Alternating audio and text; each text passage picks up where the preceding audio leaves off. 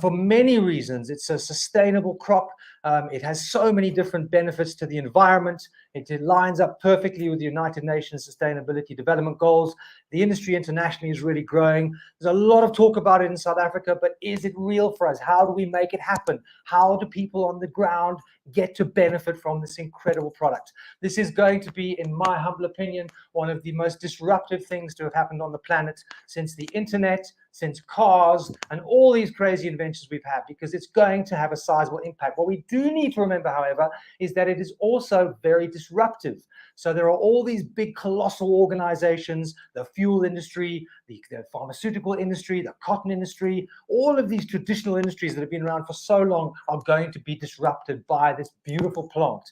So today we're going to unpack all of those things and try to establish what the actual opportunity is in South Africa and the other rest of the African continent, and how we can maximize that to make sure that it benefits our people. First of all, we're going to welcome our first guest, Francesco. He's from part of the European Industrial Hemp Association, all the way from Brussels. Francesco, thank you for joining us. I can see a still light there as the summer kicks in and our winter kicks in. First of all, just to introduce yourself and tell us what your role is at the organization, please. Yes, thank you very much, Trenton, and hello everyone. Cheers from Brussels. I am a policy advisor at the European Industrial Hemp Association. We are basically the association representing farmers and business operators in the hemp environment here in Europe, in the 27 member states of Europe. Fantastic. Well, thank you very much for joining us. We really do appreciate your time. We have over 350 people registered for tonight's webinar.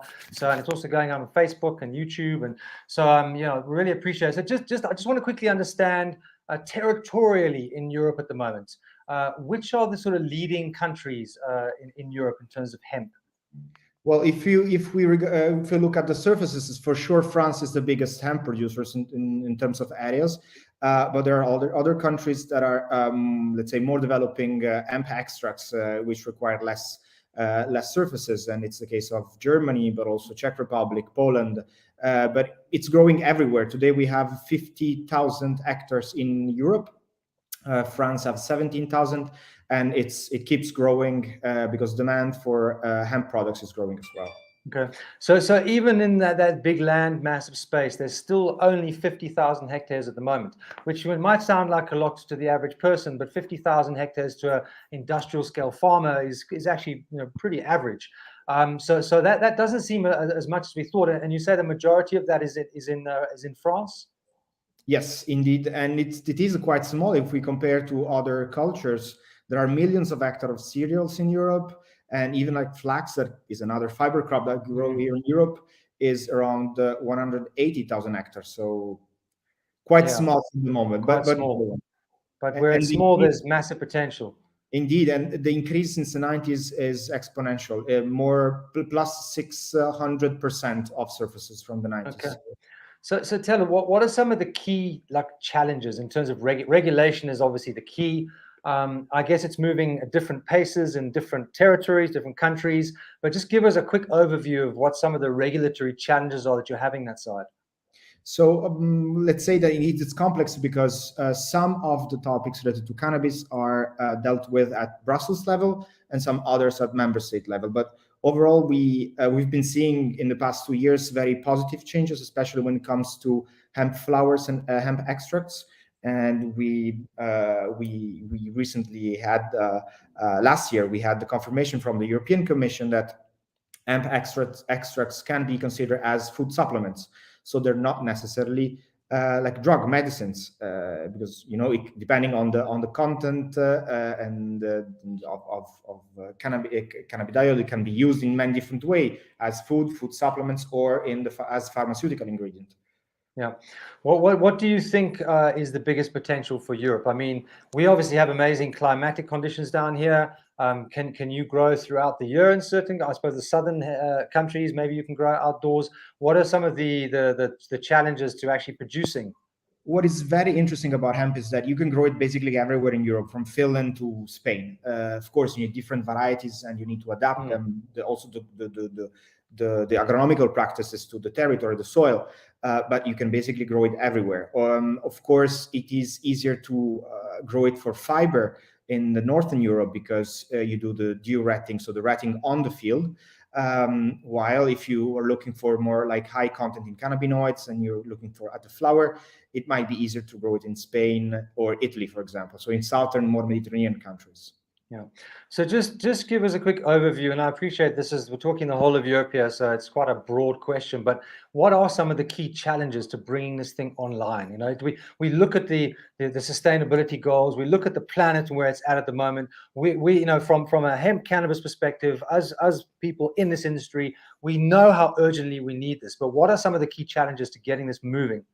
Well, for sure, the main key challenge is the possibility to use the whole plant, which entails also like a more sustainable approach towards agriculture and hemp and farming. So the possibility for farmers to grow and to harvest also the flower. Sorry. I also believe that maybe I just wanted to highlight that the fiber market and the fiber and the herds, it's also going pretty well, and the demand is booming to the point that there is not enough supply, which is related to another big problem. So investments, how to attract investments and make sure that we can scale up the production all around Europe. Otherwise, I know a place that can supply you. I know a place. It's quite far below you, but we can definitely help with that. In terms of all the experience you've had, what advice would you give to South Africa and the rest of the African continent? What should we be focused on in order to maximize our opportunity? Well, I would say that focus on sustainability, which means the whole plant approach. Let's use all the parts of the hemp plant: flowers, leaves, seeds, sheaves, and even roots. Secondly, try to have a collaborative approach when you set up the value chain. Bring at the table not only farmers and business operators, but also research and the academic sector and the authorities, because we don't have anything to hide. We just have to get supported by science, and science is in our favor. So we just have to, let's say, convey a positive message and adopt a collaborative approach to make sure that everybody's on the same line.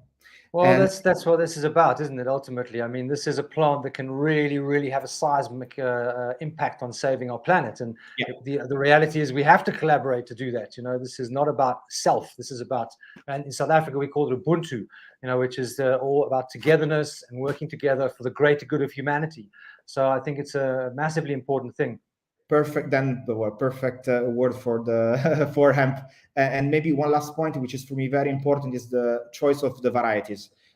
Of course, every country is different, so focus on testing the varieties that are available on the international market today, but also the cultivar, the varieties that you have, your land races, the one that you might have grown in the past, or there might be already in South Africa, because we need to adapt the solutions to the reality that we face. And I believe it's also a good chance for South Africa also to become like a country where you multiply seeds and where you can register also new varieties and, let's say, foster the research on genetics. Yeah, fantastic. Francesco, thank you so much for your time. We'll be in touch soon. We really appreciate it. That was Francesca from the European Industrial Hemp Association, all the way from Brussels. Next up, we have Fivo Archimedes. Fivo is involved with us at Chiba, and he did his master's in hemp, so he's pretty clued up on the whole hemp industry. Fivo, I'm going to bring you in. How's it? How are you doing? We can't hear you. Hi, can you hear me? There we go. Fantastic. Thank you. Thanks for the intro, Trenton. And hello to the audience and the esteemed panel. It's great to be on here. Cool. So, Fivo, you're just going to take us away for a few minutes, a quick sort of overview of the current situation at the moment, and what the opportunities are, and then we'll get our panel in. So, over to you. Yeah, thank you, Trenton. And I just want to thank Francesco as well for his words as well of advice and about the genetic breeding. But I think for the audience, I'm going to take us back to the 90s when we did our first hemp genetic trials, which tested fiber crops and tested herd crops and seed crops. And from there, we've been a bit stuck in research up until 2020, when the State of the Nation address, when our president announced that they were going to regulate the hemp and cannabis market. And then fast forwarding to October 2021, when they released the first hemp permits, which were coincidentally the same time as the planting season of hemp. And up until this State of the Nation address, where they have said they're going to mobilize and fully regulate the market. So with that being said, the opportunity is rife in South Africa, and we have a distinct opportunity based on our optimum climatic conditions, with a long photo period, a history of farming, and our UV spectrum. And going into hemp and the sustainability, some of the facets around the sustainability of hemp allow for us to use it as a crop that is a climate combative crop for resource intensive industries, such things as bioremediating soil, being able to replenish soil through crop integration, being able to use hemp as a carbon sink through carbon sequestration. It has the ability to absorb 10 to 22 tons of carbon per hectare. So it can act as a carbon neutral product through a reduced embodied energy at the product's development stage. It has less input materials through decreased amounts of water, herbicides, pesticides, and it allows for us to also provide pollen integration. With the two honeybees, we have the Cape honeybee and the African honeybee. And it allows for also us to use it as a regenerative crop. With that being said, hemp also opens up the opportunity for agrarian-based communities. We have a history of farming in South Africa, and we have an opportunity to build skills in that development. And throughout its processing stage, it's able to kind of generate reduced embodied energy products. And these are carbon friendly products, such as hempcrete, such as your biofibers. So with that being said, the opportunity is here, and what gives us a more localized opportunity in South Africa is the fact that by localizing manufacturing, we allow for the beneficiation of products, and this will allow for an increase in labor absorption in the value chain. So with our need to drive up employment, with our need to provide opportunities for agrarian-based communities, hemp offers an alternative that is climate friendly, that can combat resource intensive crops against climate change, and provide labor absorption for people who are small scale farmers as well as large scale farmers. And this will happen throughout the value chain, as long as we localize development and focus on low hanging fruit. And this is the kind of need for us to emerge as a competitive market in the international climate. Another opportunity is to activate some of the dormant state-owned land that we have, as well as through mine rehabilitation. And this is through the bioremediation and phytomining of the crop. And then just to, I think, highlight some of the challenges in our country right now, and it can be emphasized more and more, and I'm sure the following panel guests will allude to it. It is the regulations and what they stipulate in their clauses. Some of it, which is a major concern for farmers, and it goes back to Francesco's points, is our THC limit. This is our THC limit of 0.2%, which limits our genetic pool that we can use from. And most of the times we're taking it from the north, from a higher latitude, and bringing them down south and having a longer photo period changes the genetic mutations and sometimes increases the cannabinoid profile. So if we're not taking our genetics, across, like from Australia and so on, we're going to influence the genetic pool. And this is going to cause a lot of complications further down the line when you do testing, either 15 days before flowering or at the time of 15 days after flowering, or at the time of flowering. And with that being said, genetic breeding throughout the kind of all the different agri regions in South Africa is very important to understand our microclimates and how different genetics adapt there. But the 0.2 THC limit is a hindering factor in using these genetics and testing multiple landrace strains or heirloom strains that we have. Another major, let's say, stumbling block is what's the lack of sequencing in our industry. And this lack of sequencing is ensuring that with the cultivation and the amount of biomass produced, we have sufficient processing capacity that can take that biomass and actually convert it into final products that can go to secondary manufacturing or be processed on site for secondary manufacturing. Some images in front of you right now are the hemp train, and this is an IP generated processing facility that refines on site.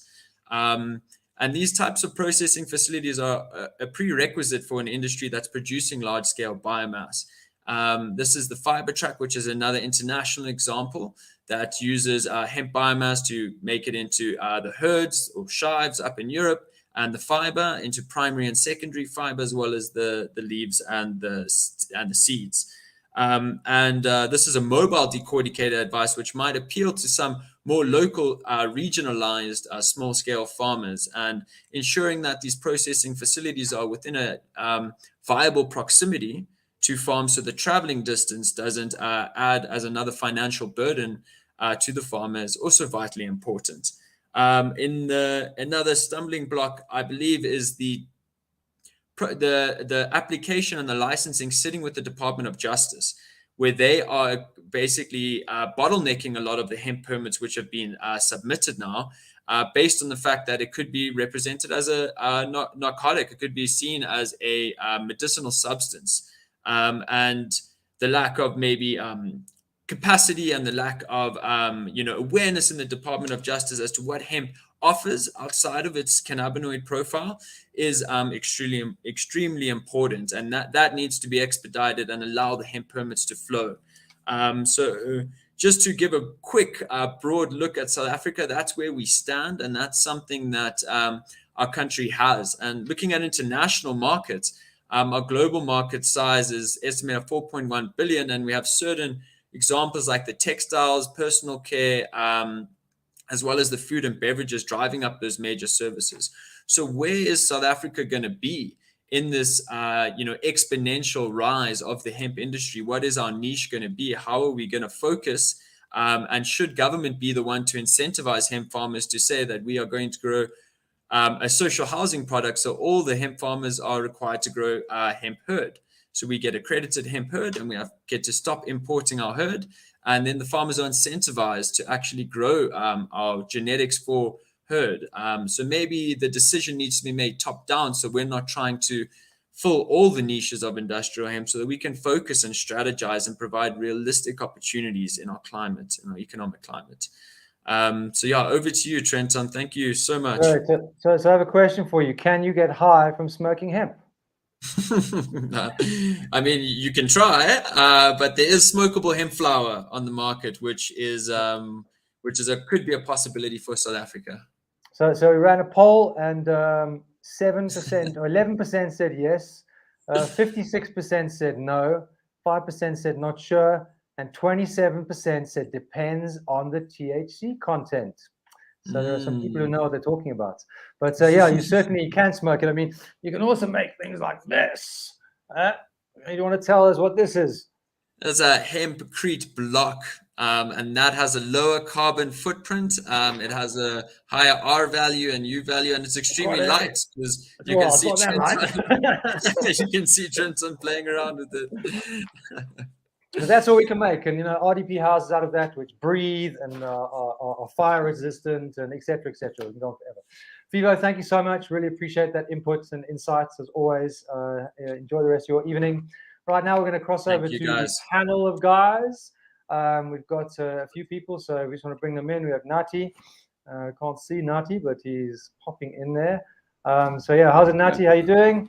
We have Dr. Zoradzai from Zimbabwe. We have Ayanda Bam from Johannesburg. And I think we were waiting for one more, but I'm not sure if he's had some issues with load shedding, etc., etc. But guys, I just want to say, how's it? Thanks for joining us. If you could just introduce yourself, Nati, if you could start, please. I'm Nati Ferreira. I'm down in Paul. And I am involved with cannabis training, cannabis farming. I run a cannabis nursery. Also involved with Cure Analytics. We do cannabis analytics, trying to really just break open this industry and try to make it accessible to as many people as possible. Great. Thanks for joining us, Nati. Ayanda, how's it? Hi, good evening, everyone. Thanks for having me, Trenton. So I'm Ayanda Bam. I'm one of the founders of Friends of Hemp South Africa. We're the Industrial Hemp Association of South Africa. I play a number of different roles in the industry, including being the private sector representative on the Cannabis National Master Plan. Cool, welcome. We've lost the doctor from Zimbabwe, but she was on earlier, so I'm sure we'll get her back. Nati, I want to start with you. Maybe she's back. Maybe she's back. Let's see. We can add her in. Hello. How are you doing? We've just done introductions, Dr. Zeradzai. So if you'd just like to introduce yourself, please. Hello, everyone. I'm Dr. Marovik here from the Zimbabwe Industrial Hemp Trust, founder and CEO. I'm also the Vice President of the Cannabis Industries Association of Zimbabwe. Thank you for having me, Chiba Academy. And I believe you were the first person to export hemp from Zimbabwe. Is that correct? Well, basically facilitated the first export of CBD flower out of Zimbabwe, yes. Well done. That's amazing. Cool, Nati. So just back to you. So what I want to do is just start from the beginning. So you're a farmer. You know, I've seen you've planted fields of hemp in the past. You really have been on the ground. You know, getting your hands dirty, and that's where a lot of the conversation is at the moment. Is how easy is it to farm hemp? First of all, like what are some of the challenges?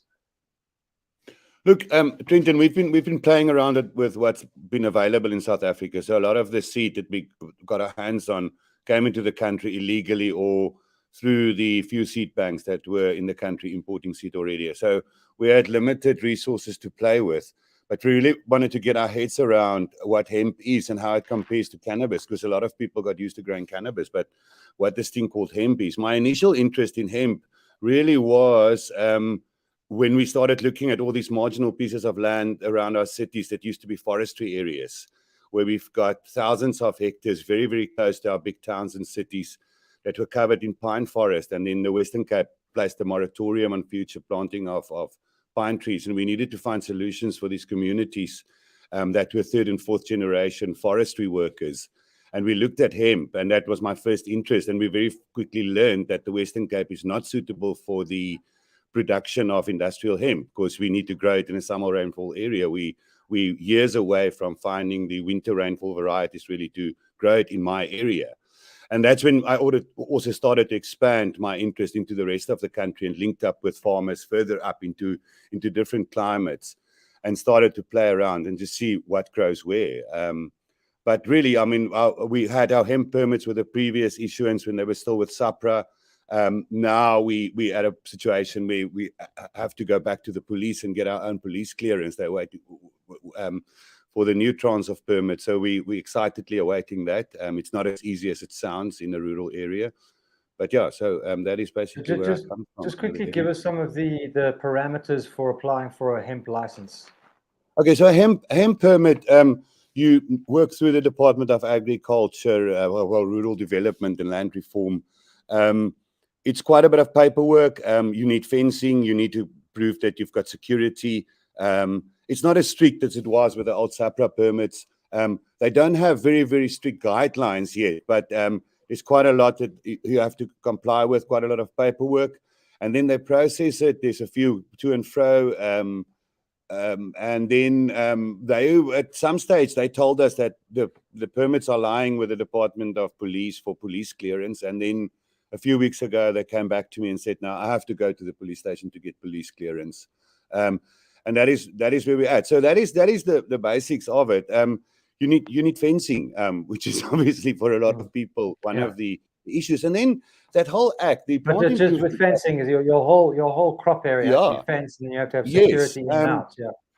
But I think apart from the physical barriers there, the one thing that a hemp farmer, aspiring hemp farmer now all of a sudden needs to learn is the Plant Improvement Act. Because that's the act, the department under which hemp falls now. And that's a criminalized act. You can go to jail in South Africa for growing and marketing an unregistered plum variety. Yeah. Here we're talking something that's got a lot more issues than plums and wheat. But there's a department controlled by whoever controls it, but who controls the registration of seed and agricultural chemicals and fertilizers, and they're sitting right next to each other. We're talking with the one that controls seed and cultivar registration in South Africa. It's almost like the SAPRA of the Department of Agriculture, if you want to look at it that way. This is where registrations happen. And that Plant Improvement Act is a scary piece of paper. which I really think you need to study apart from just going through the registration documents. Yeah, absolutely. Cool. Thanks, Nati. Doc, we've lost you. I don't know if you're still there, but no, okay. So just moving from the farming section, but I do want to go back into that a bit more just later. Oh, she's back. I wanted to ask you, Doctor, tell us about the Zimbabwean hemp industry, because I'm continually getting people sending me pictures of these big fields of hemp. You guys seem to have made some really big moves in that space. So just give us a quick insight into where the hemp industry is at in Zimbabwe and what some of the challenges you've had to bring it online.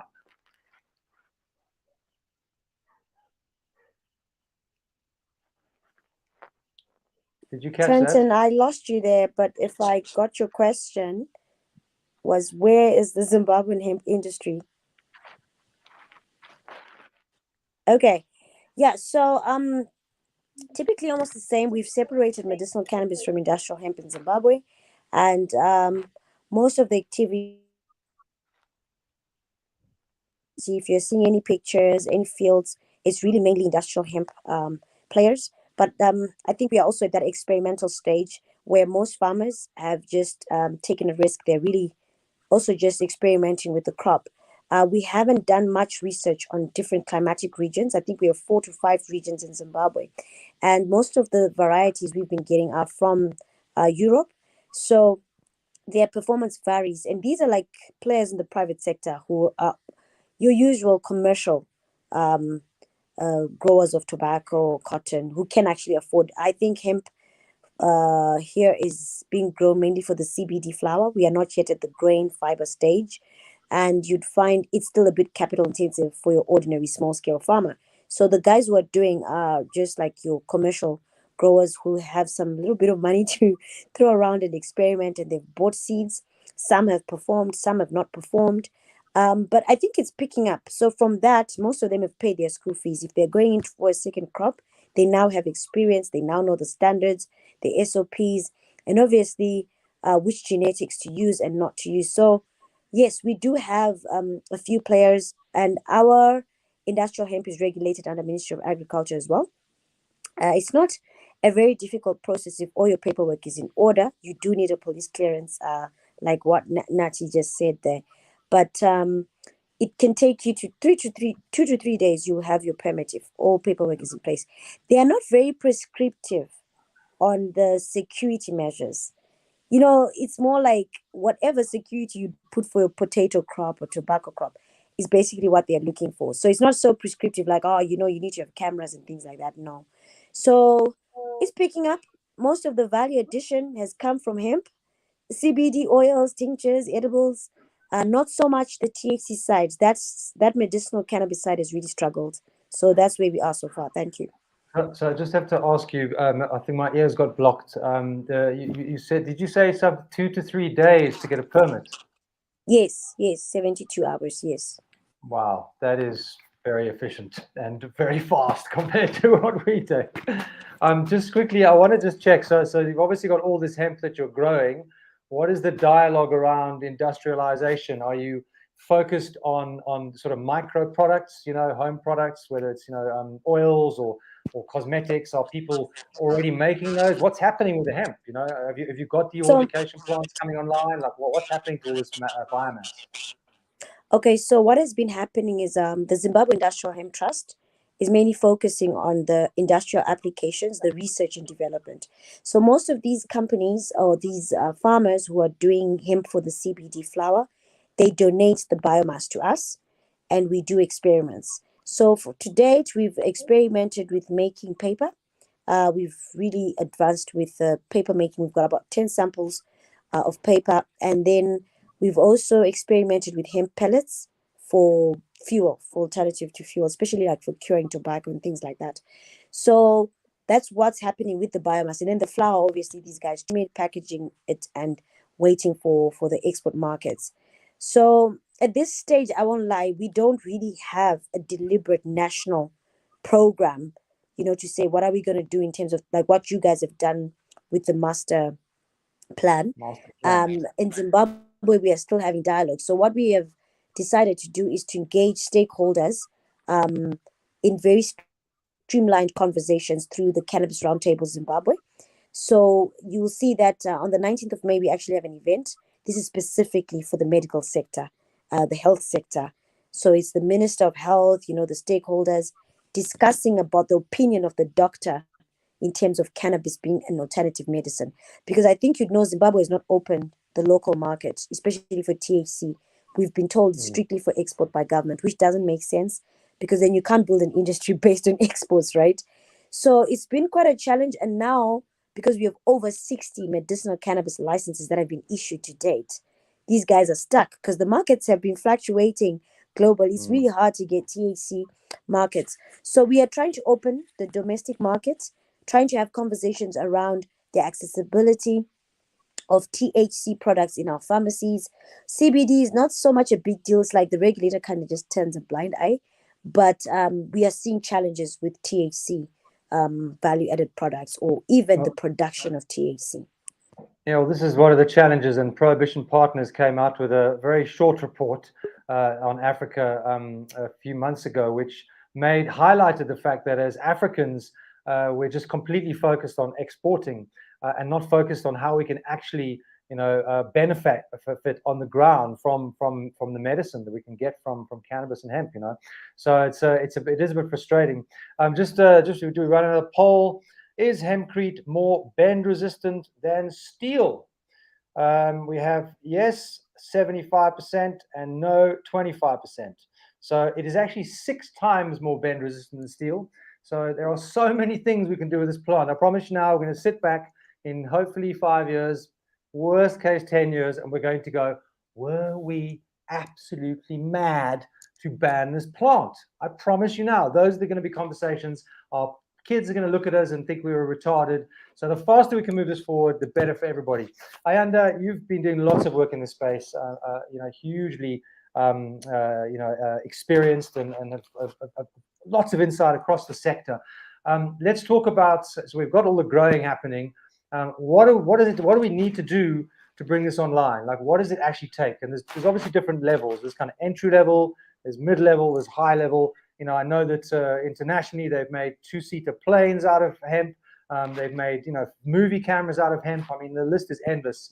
I was about to say how many uses there are for hemp, but that's one of our polls, and I'm not going to give it away now. But if you could just give us some insight into what those different layers are and where we're at.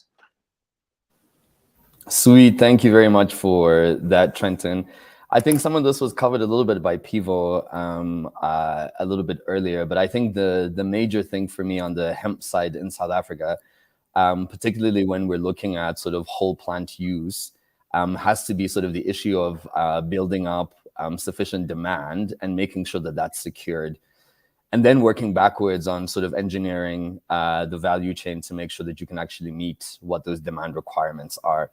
Because I think at the moment we've got like a little bit of a gap, right, between sort of the raw biomass that we know farmers will cultivate and indeed have been cultivating for quite some time.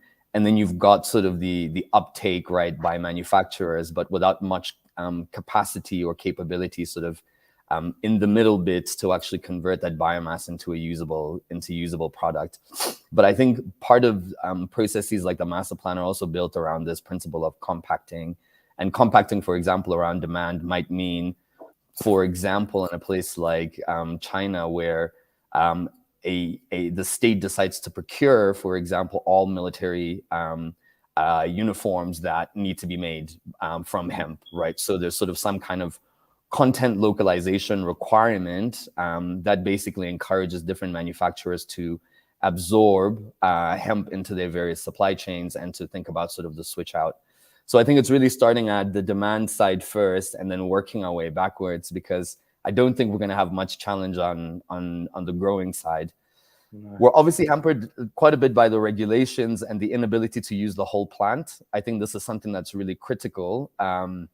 Because the part of the beauty of the plant is sort of the resilience that it provides, and then the sort of the multiplier benefits that you have from industrialization. So the question around sort of how many use cases are there are a ton. And in actual fact, in South Africa, we have built up some capability in various areas where it might be a little bit fragmented at the moment. So for example, in the automotive industry, you already have like tiered suppliers into the OEMs who are importing different kinds of natural fiber-based composites, and then are sort of assembling and inkjet molding them into like car parts that are already in cars that lots of people drive and never see, you know, the rear parcel tray or the door liner or the roof, all actually using fibers, including hemp, that are imported. So it's really important, if you were thinking about maybe not import substitution, but sort of building up the local supply chain and ensuring that it's resilient, this is a really, really big part that's important.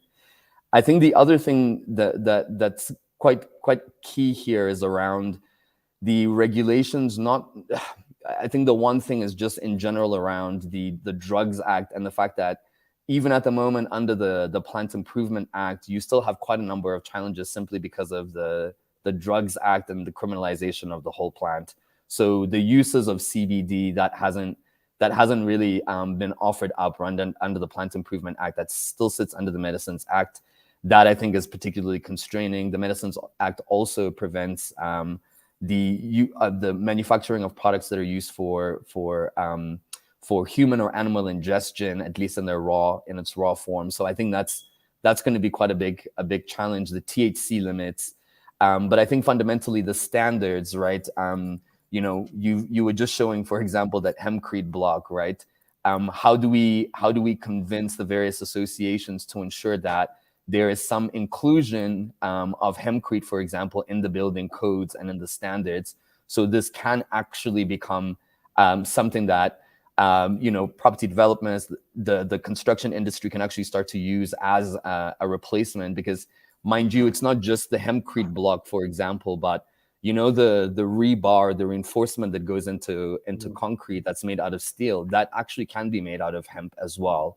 And it's significantly stronger and significantly cheaper. So there's sort of a key importance of sort of building up these niche areas in processing and manufacturing that we want to be able to focus on.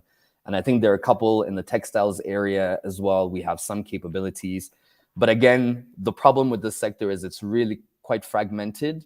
So it's really about trying to tie some of the pieces together so that we have, I think, a much greater focus in South Africa around, you know, where are the areas in the value chain that we're going to play? Where are the existing capabilities? How do we bolt those on? How do we build up capabilities over time by leveraging, for example, unbelievable research and development capability that exists in South Africa, but it's, you know, these guys who are doing fractionation and Stellenbosch and are extracting chemical cellulose versus other guys who, you know, might be looking at phytoremediation on degraded mining lands. But all of this is sort of in disparate pieces. So there's a sort of a tying together that's sort of required. I think that's going to be the sort of the big unlock for us. Yeah, no, I agree. We were talking about the amount of products earlier. So how many uses does hemp have?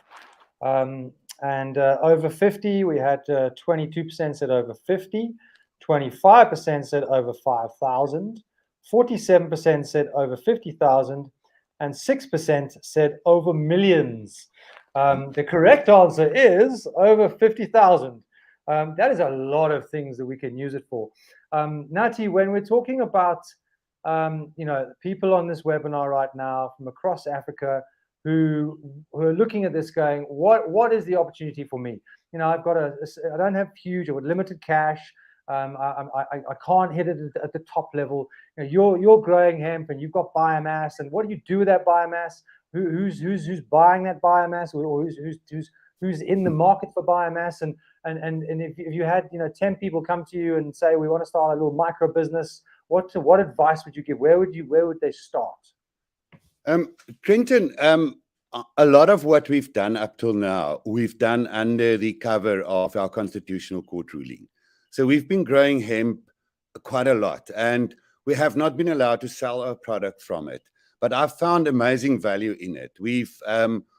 I've had access to some amazing pieces of technology, and we were able to micronize the powder from my hemp flower, which we use in our smoothie. Unfortunately, we didn't have a freeze dryer, so it decarboxylated in the drying process, so it does kick.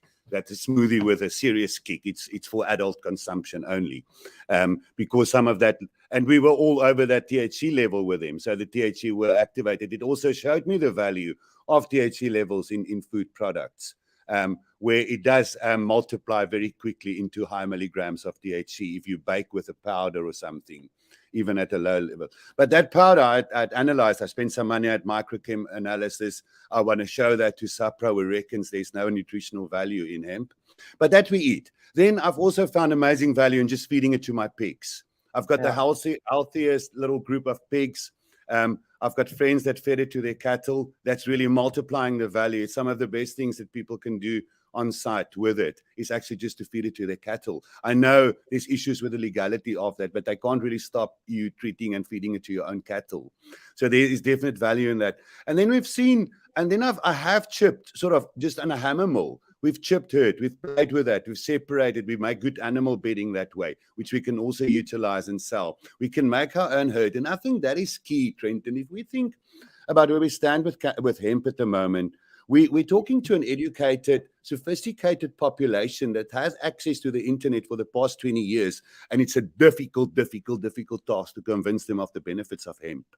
But we work with rural areas, with people that don't have access to the education that we're providing, and we want to convince them about something like hemp. We need to take these decorticators down into the villages and show them what they can do with the material they've got there, and show them how they can build in their villages, and train people to just provide the building services to do hemp and not hemp bricks, maybe. There's a project in the Eastern Cape where they're currently replacing 50, 60-year-old mud houses who were very efficiently constructed. And they're still lasting now with RDP houses, where they're going to bring in cement and sand again and form little brick-making cooperatives and build RDP houses to replace mud houses. I mean, those kind of projects should be done with hemp locally grown on site. The same with the value of hemp seed oil. The seed oil should be pressed in the villages. Show the people how they do it, and then utilize that oil as a health food before we even think of selling and carting that hemp out of those villages. Yeah. No, absolutely. I mean, we ran another poll. What has more protein? Hemp, 64%, beef, 20%, bird poo, 0. Glad you guys are concentrating, and 15%, no idea. So yes, I think it's beef is hemp is actually beef has 25.4 grams of protein per 100 grams, and hemp has 31.6 grams per 100 grams, according to Google, which is always right, as you know. The point is that this has been proven that hemp is more, and try and tell that to somebody who's a full-on meat eater, you know, that the plant has more. There's a whole stigma and an education that we've got to go through to get there. We're going to take 2 seconds. We've actually got a course to give away, which coincidentally is actually next week. Thivo is custodian that course. It is a hemp course. So this is the course that we're giving away, and it is 4 evenings. It is worth 2,450 Rand. It's an online course, so you can do it from anywhere in the world. And the winner of that course is Kevin Milo from Kenya.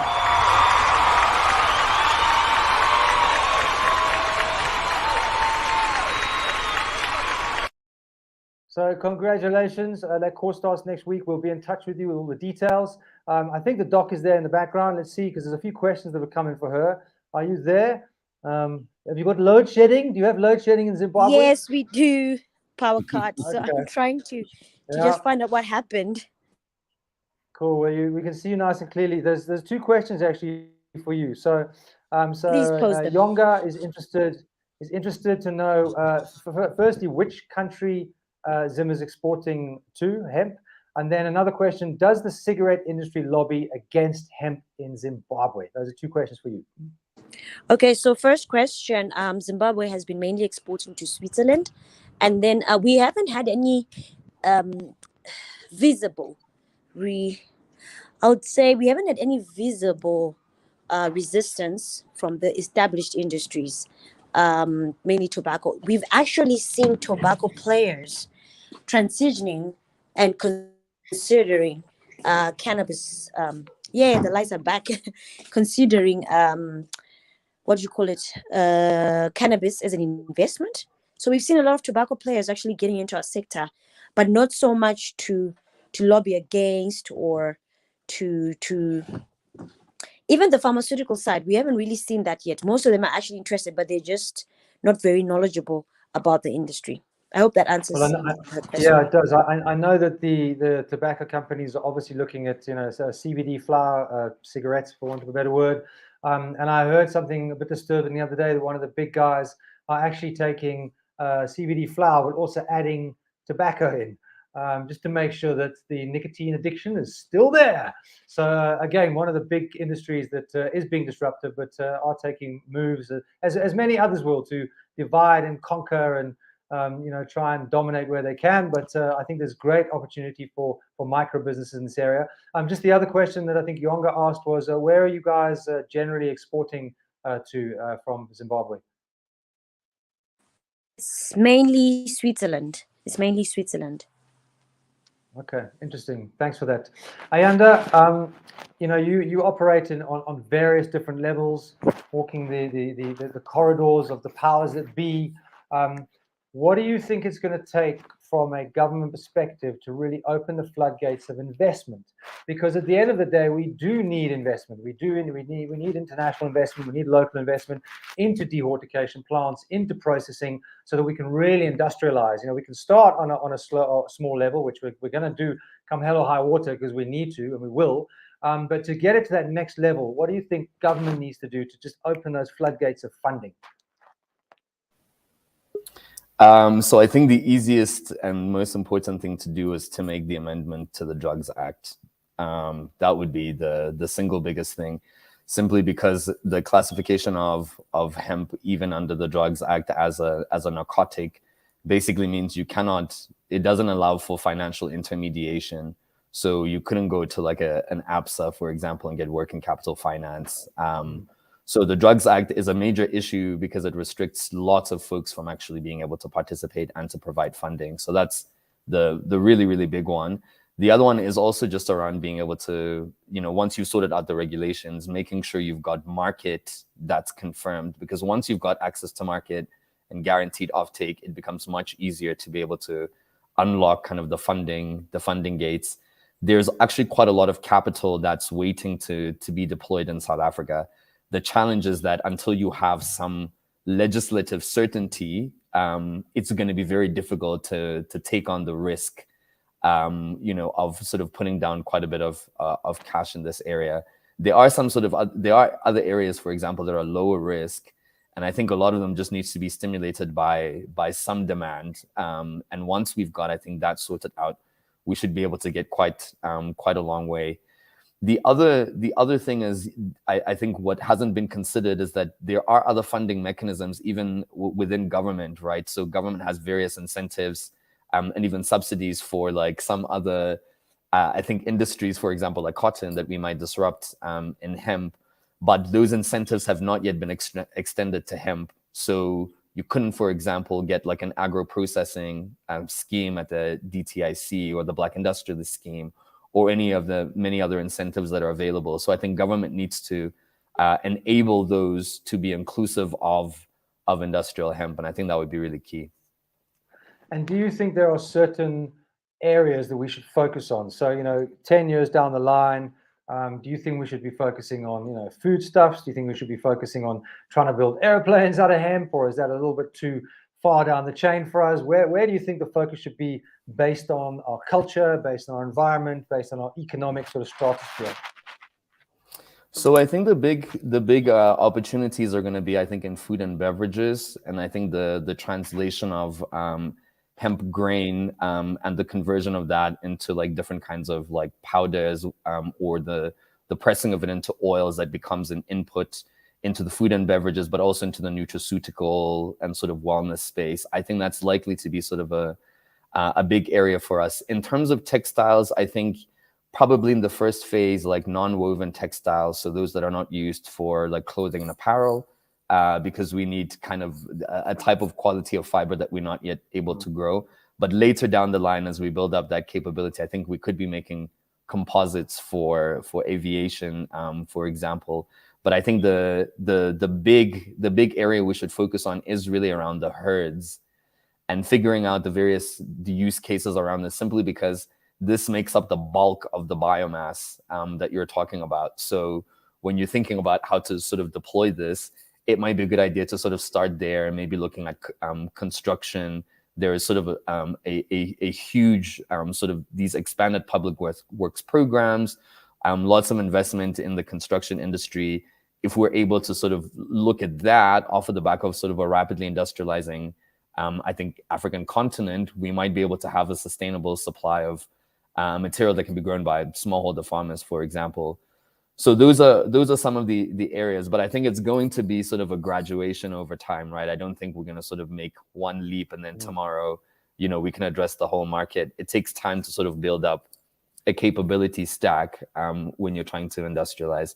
But those are some of the areas that we'd look at. But maybe one more that's a little bit not specific value chain, but because it relates so closely to South Africa, is the issue of the using fibrous crops for remediating contaminated lands. So hemp is also one of them, but I mean, you can use like flax and keenaf and sisal, and some of those are actually good rotational crops to hemp, and also for processing and manufacturing require fairly similar kinds of technologies. But because you've got like 6,000 like mines that are abandoned, and there's sort of a big desire in South Africa to think about what the post-mining economy looks like, also sort of thinking about the just transition. This is sort of there's a big play, I think, for hemp within economies like we have, particularly on the continent, that are very extractives heavy, and that could be very transformational. So those are some of the areas that I think we could build some sort of competitive advantage around. Great, thanks for that. Moses, you managed to join us. Hopefully your load shedding is over. You just need to unmute yourself. We've only got a few minutes left, but just thanks for persevering to get online. Just quickly tell us about your experience with hemp, what you're busy with, and where you think the opportunity is for South Africa. Yes, good evening, and thank you to Sheba Cannabis Academy for giving us this opportunity to share, and good evening to all the followers and the viewers. This is indeed a very good platform to share, with all those people. That is so much happening around the hemp and cannabis at the moment, and great to hear everything that Mr. Bam has shared. Ayanda, very thank you. And like he said, I totally follow and agree with what he said. And just briefly, my contribution to this webinar this evening, from what you're saying, what do I do? I am busy at the moment with a doctorate with the University of Zululand, exploring the usage of hemp fibers in the manufacturing of clothing, fabrics, in particular fabrics for government departments, for later on school learners. And I must mention here government, especially Trenton. When you look at government expenditure in the country, if you look at government's spend, government is a big consumer.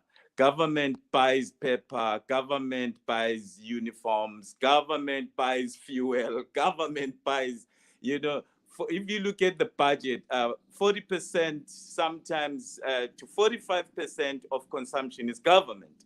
So where I'm focused on is to try to say, instead of putting a lot of pressure on the private sector to get this sector and the industry going, perhaps we could start by looking at providing or supplying goods to government, goods that government consumes on a day-to-day basis. So I'm looking at fabric, and to come to a certain point also that Ayanda has raised,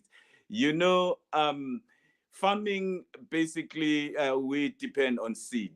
We need to talk the issue of seed. There's all sorts of products that we can do out of hemp, but from which seed are we going to produce these fibers, these heads, these the oils?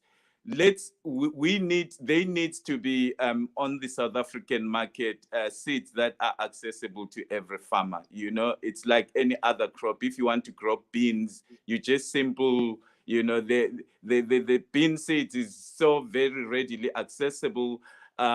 So we need to get our seed right. And once we've got our seed in place so that they're easily accessible, and then, all sorts of options open up. Those that want to grow for fiber should be able to do that. Those want to grow for paper should be also able to do that.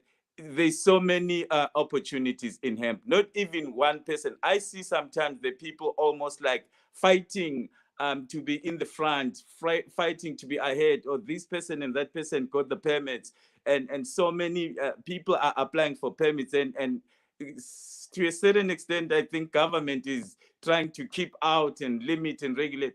To my mind, anyone should be allowed to cultivate hemp. Anyone. This should be a simple process. Basically, because of the so many aspects and things that can be done about this crop. And so what I'm saying is it's very important that in South Africa, we really get the seed story right, the local seed. We do know what the ARC has done in terms of trying to put a local seed on the market. And I can tell you, I've been in this space for many, many, many years. There is a lot of seed that not even Poland, not even Russia, not even some of the biggest hemp and cannabis producers. We do have seeds here that have certain good qualities, old seeds that we've been cultivating here for many, many years, but that they haven't been really tested properly, and their qualities put out there to the market and say, you know what, we've got this seed. Not only South Africa, throughout Southern Africa is a very rich agricultural place. You can move from here, moving into Zimbabwe, just here in Mozambique, into Malawi, Lesotho. We have got amazing seed varieties that I think need to be explored further. But all that is going to take time, of course. And Trenton, Moses, that's incredible. For now. It's great input, and I'm really glad that you soldiered on to try and get online. And just so I want to use that endpoint just to ask everyone a very quick question. How many years do you think it's going to be before we see a really thriving hemp market? So Moses, how many years? For me, 1 year. 1 year. In a year, we should see. They must just let the permits out. Yeah, if we can be like the Zimbabweans and take 3 days for the permits, hey, we're gonna goy. Okay, that's 1 year. Exactly. Nati, how long do you think?